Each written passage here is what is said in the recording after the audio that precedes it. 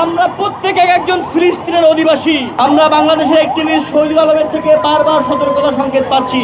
বন্ধুগণ, আপনাদের মনে রাখতে হবে, ফিলিস্তিন শুধুমাত্র অতটুকু ভূখণ্ডের নাম নয়, আমরা প্রত্যেকে একজন ফিলিস্তিনের অধিবাসী।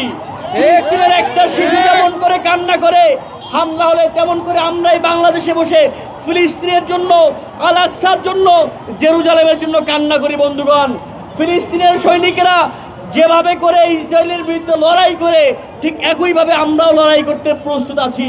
সুতরাং ফিলিস্তিন কেবলমাত্র একটি ভূখণ্ডের নাম নয় বন্ধুগণ, ফিলিস্তিন একটি অনুভূতির নাম, যে অনুভূতি আমরা প্রত্যেকের হৃদয়ের মধ্যে লালন করি। বন্ধুগণ, মনে রাখতে হবে, যেই জুলাই গত আগস্টে বাংলাদেশে শুরু হয়েছিল, সেই জুলাই এই শাহবাগে থেমে থাকে নাই। সেই জুলাই নেপালে গিয়েছে, সেই জুলাই ইন্দোনেশিয়ায় গিয়েছে, সেই জুলাই মাদাগাস্কারে গিয়েছে। একদিন সেই জুলাই ফিলিস্তিনের ভূমিকেও স্পর্শ করবে।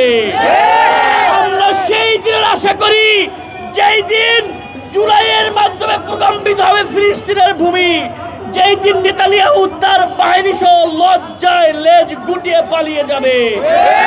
যেমন করে আফগানিস্তান থেকে ট্রাম্পের বাহিনী পালিয়ে গিয়েছিল, ঠিক তেমন করে ইসরায়েল থেকেও একদিন নেতানিয়াহুর এই বাহিনী পালিয়ে যাবে। একই সঙ্গে বলতে চাই, পশ্চিমা বিশ্বকে আমরা ধার ধারি না, বৈশ্বিক মিডিয়াকে আমরা ধার ধারি না। বন্ধুগণ, জুলাই যখন আমরা লড়াই করেছি, কোনো মিডিয়া আমাদের পক্ষে ছিল না, তবু বাংলাদেশে গণ অভ্যুত্থান হয়েছে। একই রকম ভাবে আমরা বলতে চাই, যদি বৈশ্বিক মিডিয়া প্রচার নাও করে, তারপরেও একদিন না একদিন ফিলিস্তিন আজাদ হবেই হবে ইনশাআল্লাহ। নেতানিয়াহু যাবে, নেতানিয়াহু আসবে, ট্রাম্প যাবে, ট্রাম্প আসবে, ফিলিস্তিন সমহিমায় দাঁড়িয়ে থাকবে। এরকম হাজারটা ইসরায়েল ধ্বংস হয়ে যাবে, ফিলিস্তিন দাঁড়িয়ে থাকবে। মনে রাখতে হবে, বদরের ময়দানে 313 জন সাহাবী নিয়ে মুহাম্মদ সাল্লাল্লাহু আলাইহি ওয়াসাল্লাম জয়ী হয়েছিলেন।